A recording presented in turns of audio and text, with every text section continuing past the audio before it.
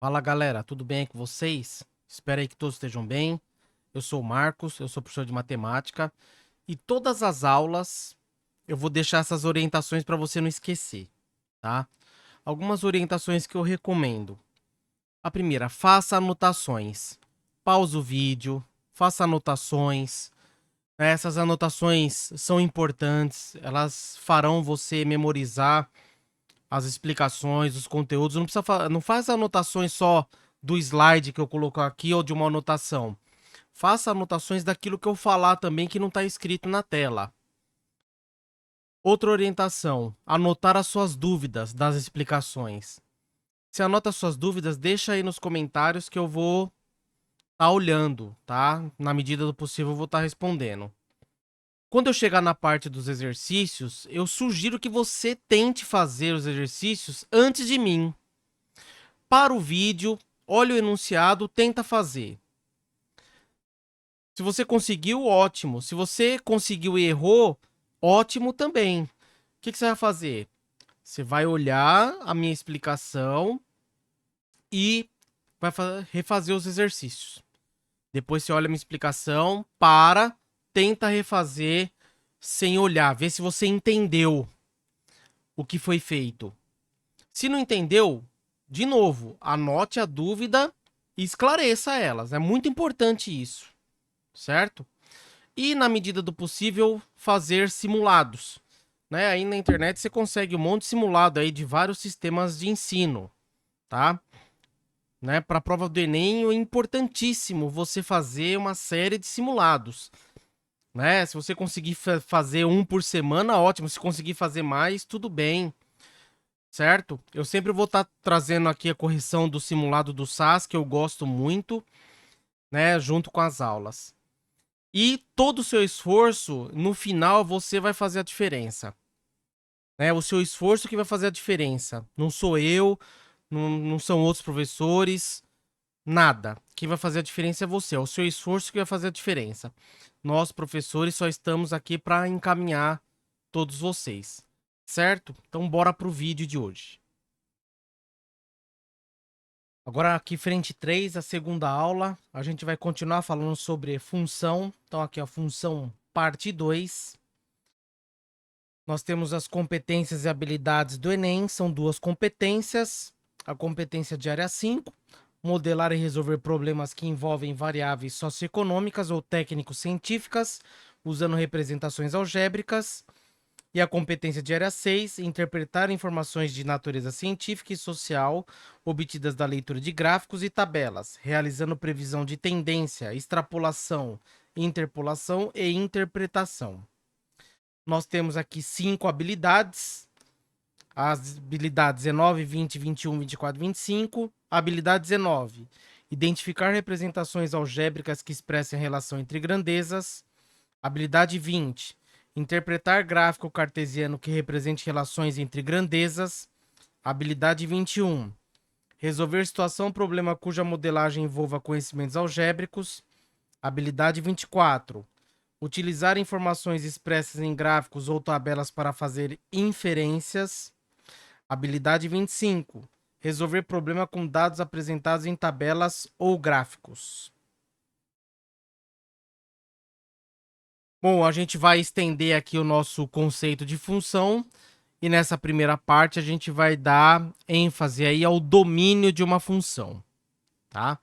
Em toda função f de a em b, esse conjunto aqui A é o domínio, certo? O conjunto A é aquele conjunto que fala pra gente onde a função está definida, para quais números, né? O conjunto que está definido.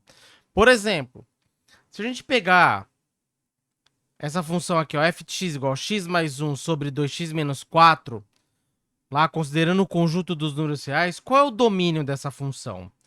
A gente tem que olhar essa expressão aqui e analisar ela com cuidado. Essa expressão é uma fração. E numa fração a gente sabe que o denominador não pode ser zero, a gente não pode dividir por zero, certo? Essa divisão aqui, ela não existe 3 sobre zero, certo? Ela não existe, não está definida. Se a gente olhar essa expressão 2x menos 4, a gente tem que fazer uma previsão de qual valor de x esse denominador vai anular. Então, o que a gente faz? Não fica chutando número. Se eu sei que ele não pode ser zero, o que eu escrevo? Eu escrevo que o 2x menos 4, ele tem que ser diferente de zero, tá? E eu resolvo essa desigualdade, porque o diferente é uma desigualdade, tá? Da forma que a gente resolve uma equação. O 4 tá negativo, ele vai lá pro lado direito e fica positivo. Então vai ficar 2x diferente de 4. E dividindo os dois lados aí por 2, a gente chega lá que o x vai ser diferente de 4 sobre 2. Ou seja, o x vai ser diferente de 2. Portanto, essa expressão aqui, ela existe, ou a gente diz que ela está definida para todo x, com exceção do 2. Porque se a gente colocar o valor 2 aqui no x, vai ficar 2 vezes 2 menos 4. Que vai dar 2 vezes 2, 4 menos 4, que vai dar 0. Então a gente vai ter uma divisão por 0. O que a gente diz? Que essa função está definida para todo x real, com exceção do x igual a 2. Então o x diferente de 2 é o que faz essa expressão ter validade, né? A existência dela. Olha lá, ó, sabemos que o denominador de qualquer fração não pode ser zero. Logo, o 2x menos 4 é diferente de zero, o que implica que o x é diferente de 2. Então, qual que é o conjunto domínio? Uma maneira é representar assim, ó. O domínio D é de domínio, o f é da função f, ele é igual todos os números reais menos entre a chave e o 2. Então, vale qualquer número real menos o 2, tá? Tem gente que pode escrever esse conjunto assim, ó. O x, ele pertence ao conjunto dos números reais, tal que o x é diferente de 2. Escrever isso aqui e escrever isso aqui, eles são equivalentes, tá? Esse símbolo é de equivalência. Escrever dos dois jeitos aqui, eles são equivalentes, certo? Tá? Então, a gente avalia numa função o que pode acontecer nela e o que não pode acontecer. Né? Quando ele pede o domínio de uma função, a gente vai atacar o que não pode acontecer nessa função, certo? Por exemplo, aqui, ó, considerando o conjunto dos números reais, qual é o domínio dessa função aqui? Ó? F de x igual a raiz quadrada de x ao quadrado menos 3x mais 2.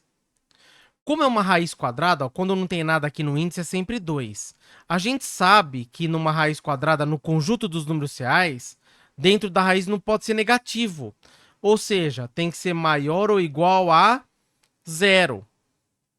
Tá? Uma raiz quadrada no conjunto dos números reais, ela só existe se lá quem está dentro da raiz, lá o que a gente chama de radicando, for o número maior ou igual a 0. Certo? Então, como tem uma expressão aqui, ó, x ao quadrado menos 3x mais 2 é o radicando, essa expressão x ao quadrado menos 3x mais 2 tem que ser maior do que ou igual a 0.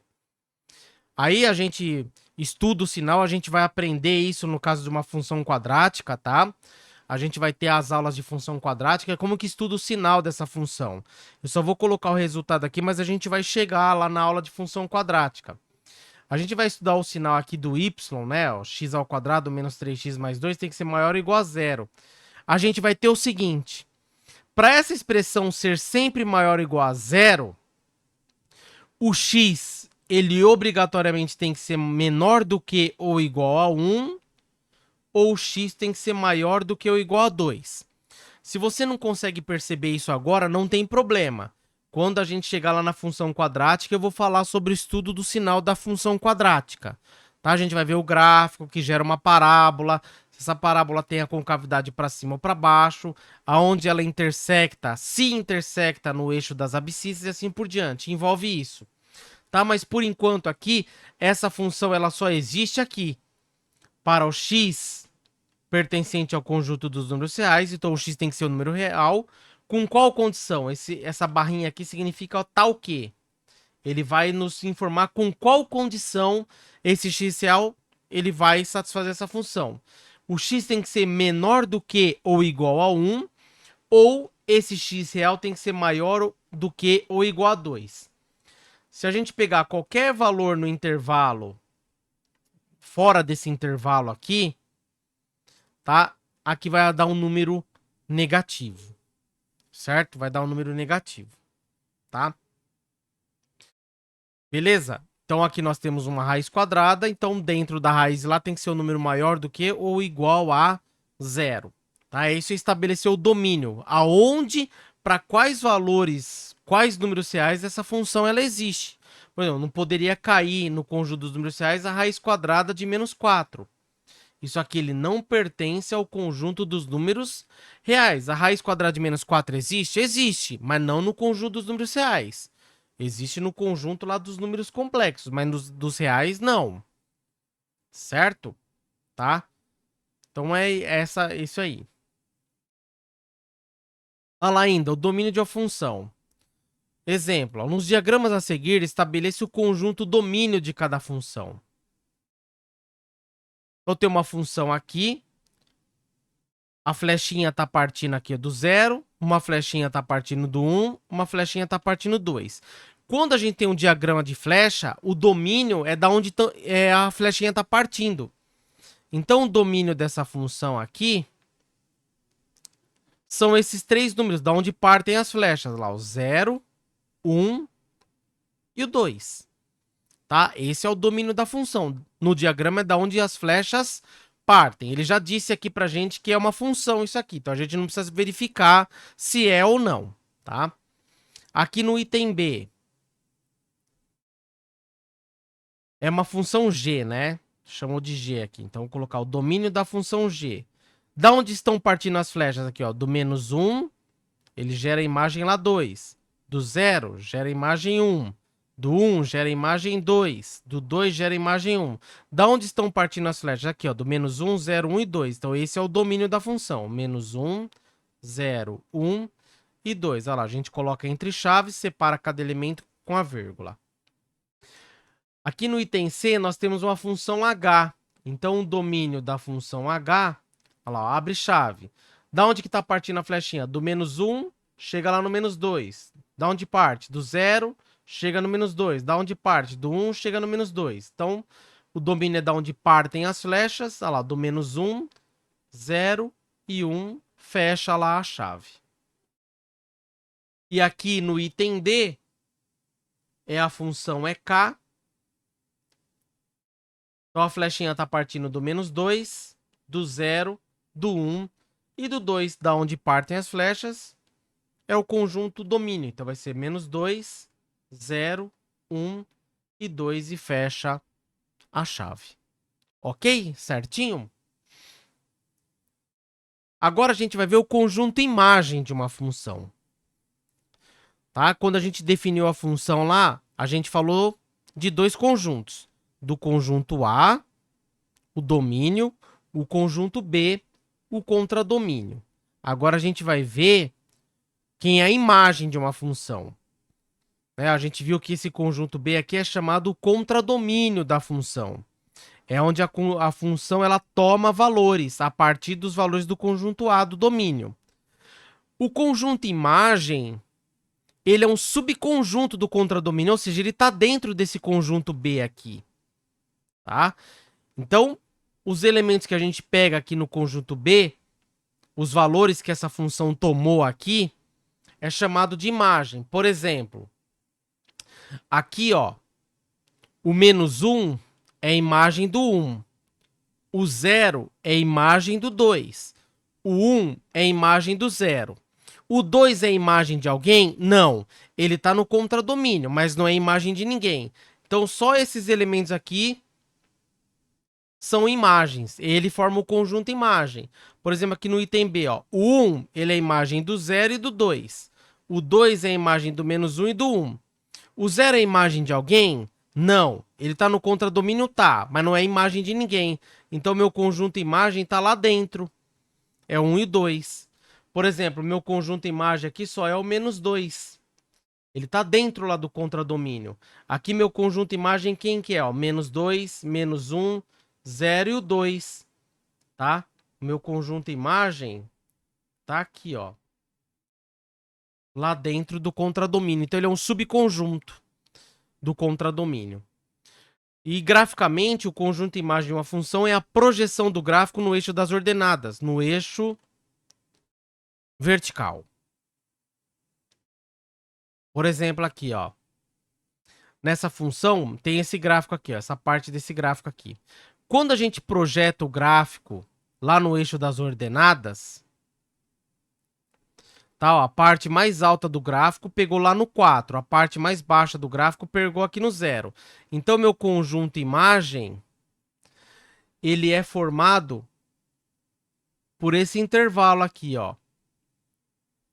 Então, imagem dessa função, a gente, ó, IM de f, ó lá, vai de 0, ó, intervalo fechado lá, ó, de 0 até 4, porque aqui tem infinitos valores, né?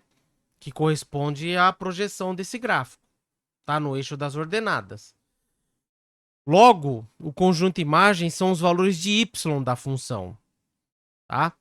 E esse cara aqui, ele tá no contradomínio, certo?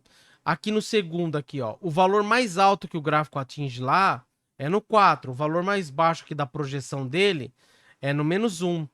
O nosso conjunto imagem está concentrado aqui na projeção do gráfico nesse intervalo, certo? Então, o conjunto imagem dessa função aqui vai da onde? Ó? Vai do -1 até o 4. Tá todo esse intervalo aqui. Aqui no 3, tá vendo que tem esse tracejado aqui, ó? Esse tracejado quer dizer que essa função, essa parte do gráfico aqui, nunca vai passar dele. Tá? Ele nunca vai atingir o 1 aqui. Então, nós temos duas partes aqui. Então, tem essa parte. E esse gráfico aqui, ó, ele nunca vai atingir o 0 aqui, ó. Então, tem essa parte aqui. Tá? Tem o 0 aqui, tem essa parte aqui. A bolinha aberta é para dizer que aquele elemento não faz parte da função.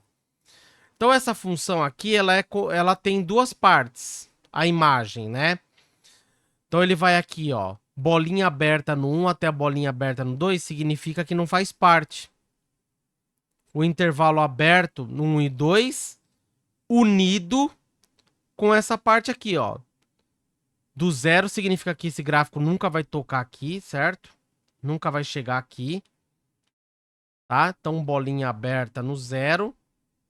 Ou você pode começar aqui, ó, no -2, né? Vamos começar na ordem aqui, ó. De -2 aberto, porque é a bolinha aberta. E esse gráfico ele não vai cruzar aqui, senão ele estaria mostrando que estaria cruzando. Ele tende a chegar perto desse eixo aqui, mas ele não vai tocar nunca. Então, aberto no 0, certo? E aqui no quarto, o conjunto imagem dessa função, vamos dar uma olhada aqui, ó. A imagem é a projeção do gráfico. Tá vendo que só tem linhas horizontais aqui? Então, esse gráfico aqui, o que acontece? Essa linha horizontal está indicando que nós temos aqui a imagem, o 2, certo? Qualquer valor que eu pego aqui e rebato lá, ó, vai pegar, vai rebater no 2 lá, ó. Essa bolinha aberta está dizendo que o -2 não faz parte do domínio. Mas essa bolinha fechada aqui no -1 diz que o -1 faz parte do domínio.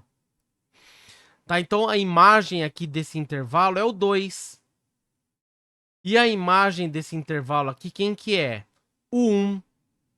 Então, a imagem dessa função aqui, quem que é? É o 1 e o 2 só. Tá? Não tem mais nada. Tá? Essa linha horizontal aqui, ó, rebate lá no 2. Rebate no 2. E essa linha horizontal aqui rebate só no 1. Então, a imagem dessa função só é o 1 e o 2. Só esses dois números. Aqui, ó, tá dizendo que tem infinitos números. Entre 1 e 2 aqui tem infinitos números. Entre 0 e -2 aqui tem infinitos números. Aqui não, tá? Aqui é para a gente determinar o conjunto imagem de cada uma das funções aqui. Então, o conjunto imagem dessa função f, quem que é? É onde a flechinha chega lá, ó, no -1, no 0 e no 1. -1, 0 e 1. Certo? O 2 não está recebendo flechinha, então ele não é imagem. Ele está no contradomínio, mas não está recebendo flechinha, então ele não é imagem de ninguém. Aqui a imagem dessa função g. Olha lá, ó, quem está recebendo a flechinha lá no contradomínio? O 1 e o 2. Certo? Aqui no item C, a imagem dessa função h só é quem? O menos 2. Lá no contradomínio, só ele está recebendo a flecha. Então, só ele é imagem. Então, só tem um elemento. E aqui no item D, a função k, quem é a imagem? Que está recebendo flecha lá? O menos 2, menos 1, 0 e o 2. Menos 2, menos 1, 0 e o 2. Beleza?